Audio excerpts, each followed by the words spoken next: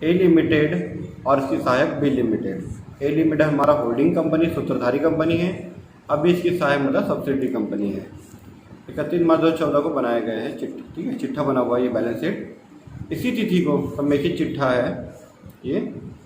जिस तारीख को, तारीख दिया नहीं है, जिस तारीख को सहायक कंपनी ने 80% अंश क्रय किए गए हैं, सहायक कंपनी में 80%, ए लिमिटेड बी लिमिटेड 80% खरीदा है, उस डेट का हमको रिजर्व दिया है और लाभ दिया हुआ है।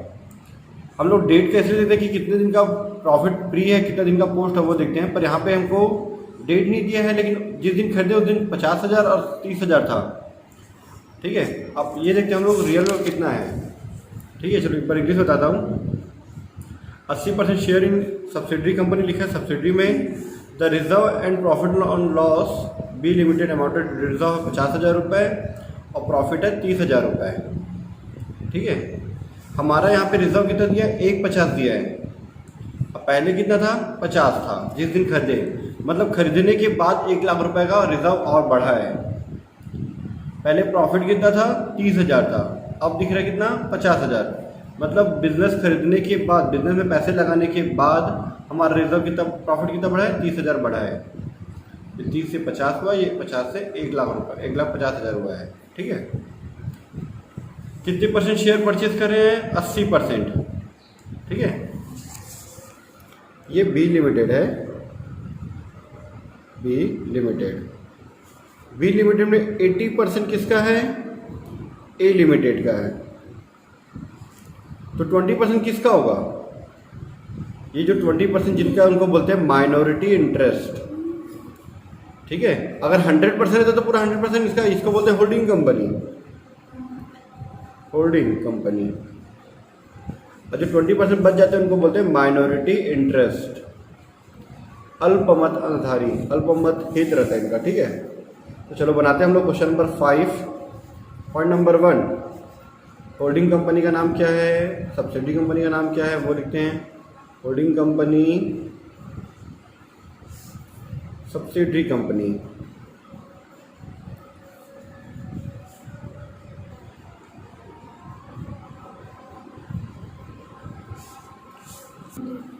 इसका नाम है ए लिमिटेड और उसका बी लिमिटेड ना। तो होल्डिंग कंपनी का नाम है ए लिमिटेड और सब्सिडरी का नाम है बी लिमिटेड। ठीक है, point number 2, percentage of share. Percentage निकाल के दिया हुआ है, तो नंबर ऑफ शेयर अगर निकालने की जरूरत नहीं है। Direct percentage of share acquired of B limited 80%, 80% acquired किए हैं।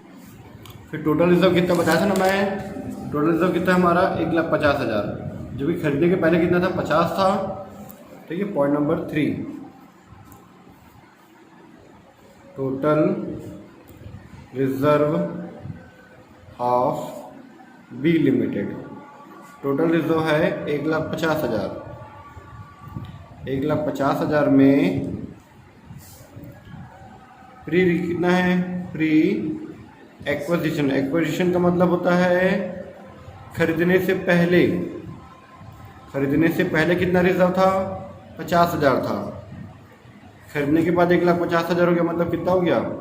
150 में 50 माइनस कर दो आप, तो आपका आ जाएगा 1 लाख रुपए। ठीक है, इसको बोलते हैं post acquisition reserve.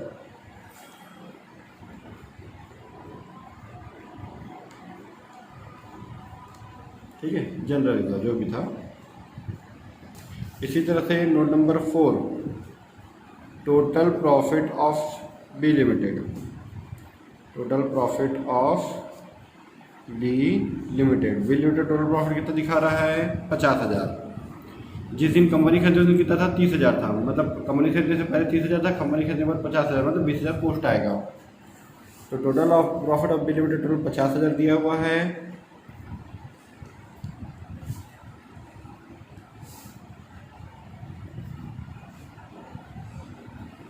Pre acquisition profit, pre acquisition profit कितना दिया है? 30,000 दिया हुआ है। 50 में से 30 घटा दो तो आ जाएगा पोस्ट एक्विजिशन प्रॉफिट। खरीदने के बाद पोस्ट एक्विजिशन प्रॉफिट 50 में से 30 घटा दो, 50,000 माइनस 30,000, यह आ जाएगा 20,000 रुपये। ये सारे इसके वर्किंग नोट हैं, वर्किंग नोट्स।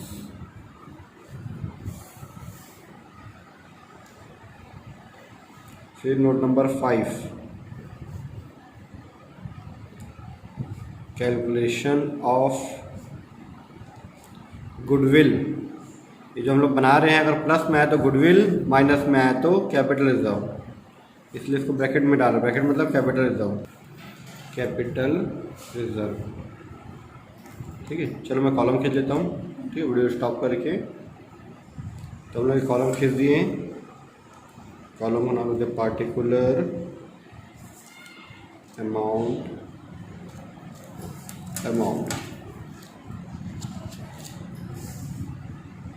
सबसे पहले कितने में खरीदे हैं लिखा है इसके एसेट साइड में। बी लिमिटेड में 1600 शेयर परचेज किए 200 रुपये हिसाब से, 3,20,000 रुपये परचेज किए हैं। ठीक है, तो खरीदने की लागत कॉस्ट ऑफ शेयर या इन्वेस्टमेंट ऑफ शेयर ना, cost of share acquired of B limited, cost of share acquired of B limited कितना है, 3,20,000 रुपये खरीदे। लेस फर्स्ट पॉइंट 80% पे अधिकार है। ए लिमिटेड खरीद रहे 3,20,000 खरीद रहे हैं, और अधिकार पे कितना 80% पे 80% face value share of 80% share of या फेस वैल्यू शेयर ऑफ लिख देते हैं, face value share of B limited कितना है भाई, यहाँ देखते हैं हम लोग। यहाँ लिखा हुआ है 2 लाख का सीधा 80% निकाल देते हैं डायरेक्ट। ठीक है, 2 लाख का 80%,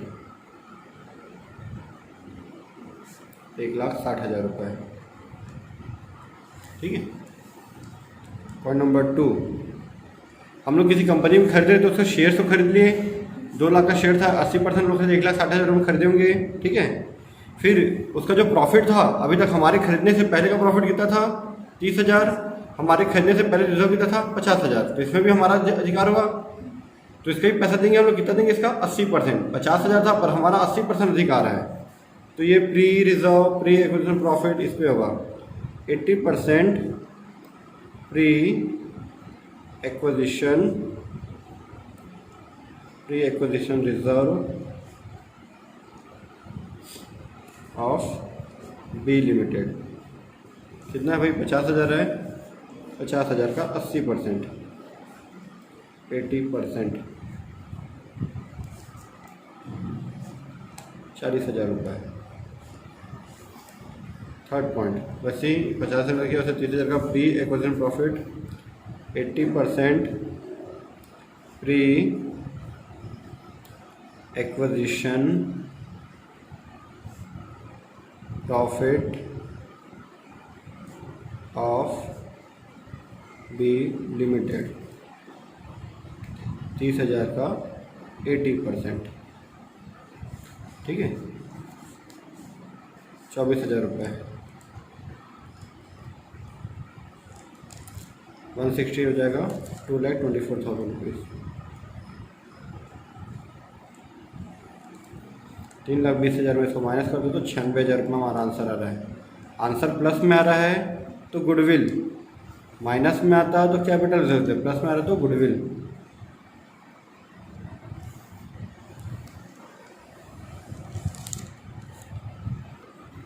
फिर माइनॉरिटी इंटरेस्ट भी इसी का निकालेंगे हम लोग। ठीक है, इसी नोट नंबर 5 के बाद नोट नंबर 6,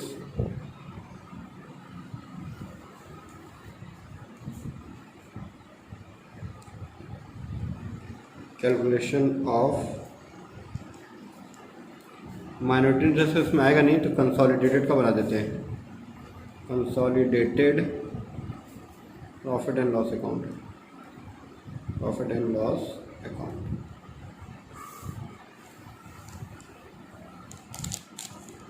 वही हमारा 2 कॉलम पार्टिकुलर अमाउंट। सबसे पहले जैसे प्रॉफिट लॉस है तो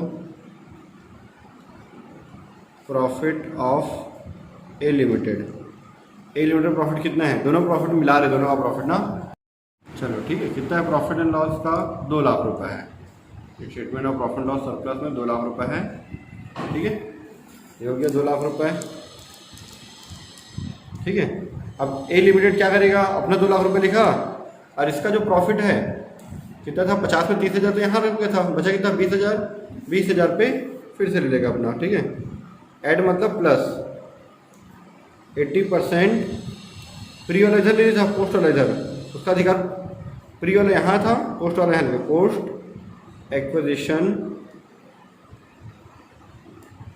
प्रॉफिट ऑफ बी लिमिटेड कितना था भाई, इसका 20,000 है, पोस्ट वाला 20,000 का 80%।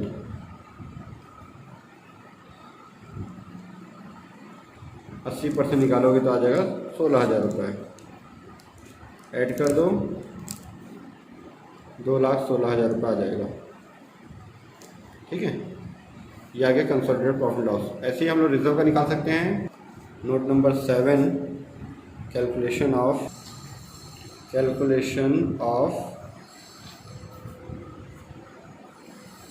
Consolidated reserve. कंसोलिडेटेड मतलब दोनों कंपनी का मिला के। ठीक है, कंसोलिडेटेड रिजर्व, कंसोलिडेटेड का मतलब होता है मिक्स करना, मिश्रित या समेकित चिट्ठा या समेकित रिजर्व। सबसे पहले reserve of A limited. A limited reserve कितना है, A limited reserve 1,50,000 sorry 4 lakh रुपए। ठीक है, ए लिमिटेड रिजर्व कितना है 4 लाख रुपए। बी लिमिटेड रिजर्व कितना है 50,000 ये था, पोस्ट कितना 1 लाख है। 1 लाख का 80% इसका अधिकार है ना। Add 80% post acquisition profit of B limited कितना था भाई 1 लाख। 1 लाख का 80% 80,000।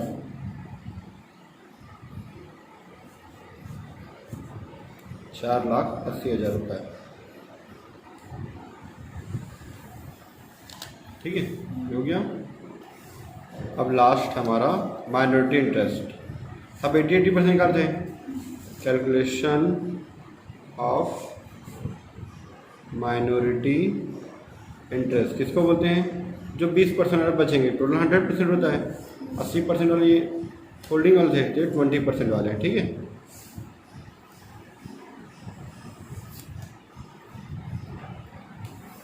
जैसे हम लोग यहाँ पे लिए ना कैलकुलेशन गुडविल में 80% प्रॉफिट का रिजर्व का लिए ना, शेयर कैपिटल 2 लाख का लिए, वैसे यहाँ पे 20% आएगा। ठीक है, ले लेते हैं फेस वैल्यू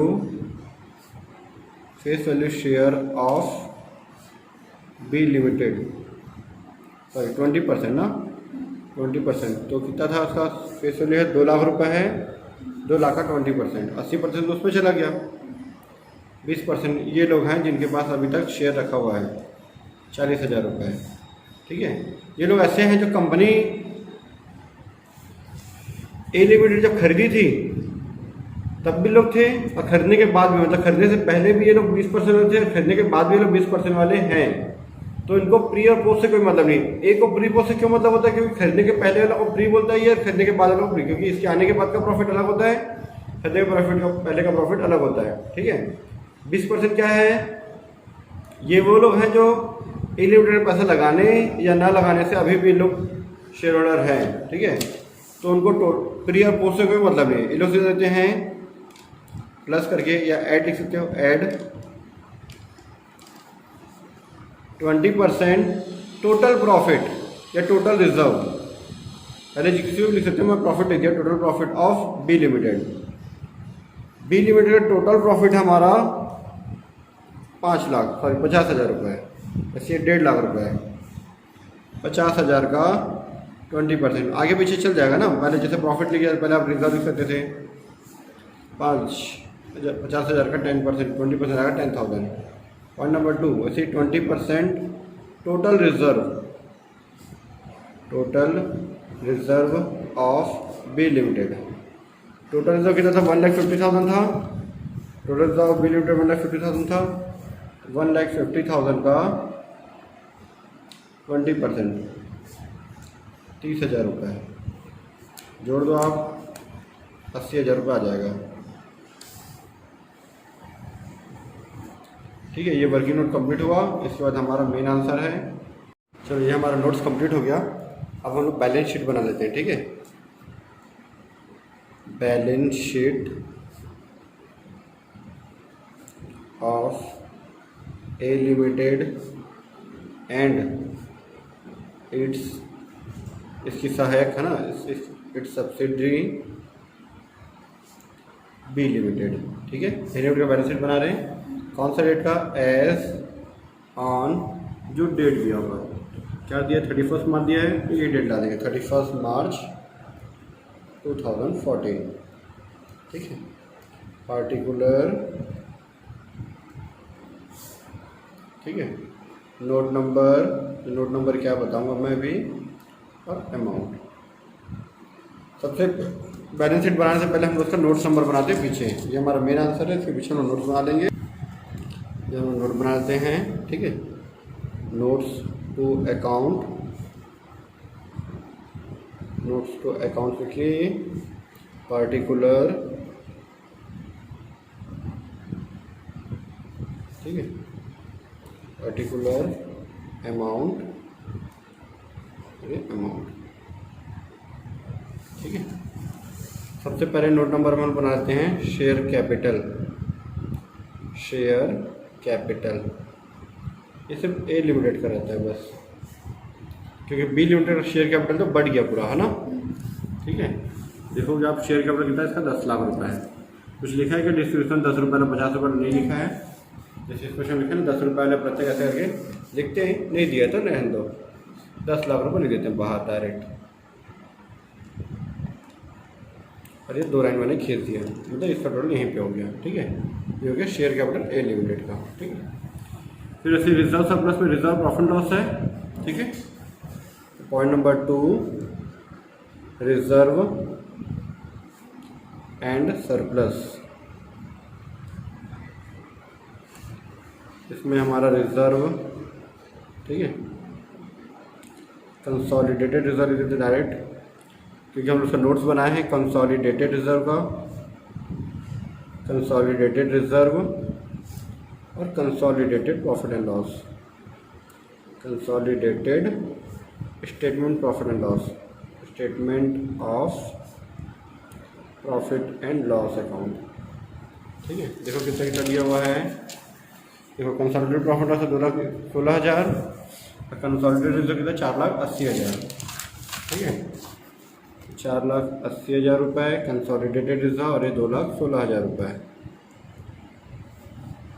ठीक है, अच्छा हम उसको डायरेक्ट भी यहीं लिख सकते थे, 480 अरे 2,16,000, दोनों को जोड़ के डायरेक्ट यहाँ पे बाहर हो जाएगा 6,96,000 रुपये। ठीक है, ठीक है, ये हो गया। अब इसके बाद देखो और क्या क्या दिया है। शेयर कैपिटल के रिजर्व सरप्लस का करेंट लायबिलिटी कितना दिया? ट्रेड पेबल दिया 3 लाख रुपये, 1 लाख रुपये। ठीक है, तो ये पॉइंट नंबर 3, ट्रेड पेबल।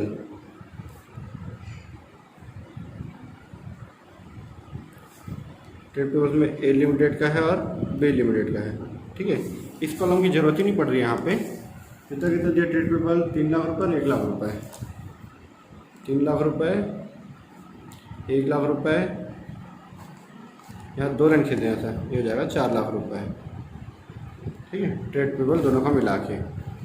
ठीक है, ट्रेड पेबल हो गया। अब नीचे देख लेते हैं सन्ड्री एसेट 1580 5 लाख। इस शेयर अब 3,20,000 को तो बांट दिए थे हम, 3,20,000 को तो यहाँ पे बांटे हैं 3,20,000 को, वो नहीं आएगा। ठीक है, तो देखेंगे सन्ड्री एसेट्स हमारा कितना है। सन्ड्री एसेट 1580 और 5 लाख। तो नोट नंबर 5 4 सन्ड्री एसेट्स।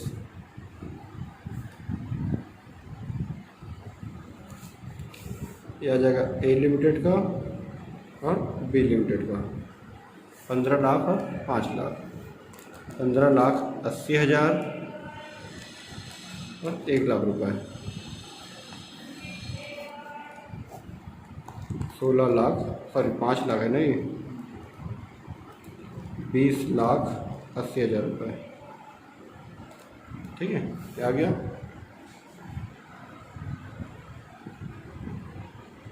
ठीक है, बस इतना ही नोट्स हमारा, और कुछ नहीं है इसका। हमारा नोट्स कंप्लीट हो गया। ठीक है, ठीक है। अब हम लोग बना देते हैं। सबसे पहले यहाँ पे लिखते हैं पॉइंट नंबर 1 करके, equity and liability, equity and liability, LIABILITIES, equities and liabilities. ठीक है, इसमें आता है हमारा share holder funds, share holders funds. Share holder funds में आता है share capital, reserve and surplus,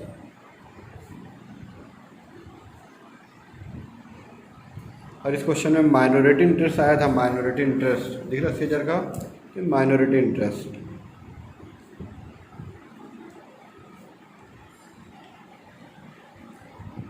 share capital था हमारा 10 लाख रुपए, नोट नंबर 1 में 10 लाख रुपए। रिजर्व सरप्लस था 6,96,000 रुपये, इसके लिए बनाया था नोट नंबर 2, ख़त्म। आपको देख सकते हैं आप लोग, शेयर कैपिटल 10 लाख रुपये, नोट नंबर 1 में, 2 में 6,96,000 रुपये। ठीक है, और माइनॉरिटी इंटरेस्ट हमारा 80,000 आया था, ये 80,000 रुपये। ठीक है, फिर शेयर होल्डर फंड्स के नीचे आपका करंट लायबिलिटी। ठीक है, करंट लायबिलिटीज। आप एग्जाम में बढ़िया नए पेज में लिखना, एक पेज छोड़ के लिखना, बढ़िया है ना।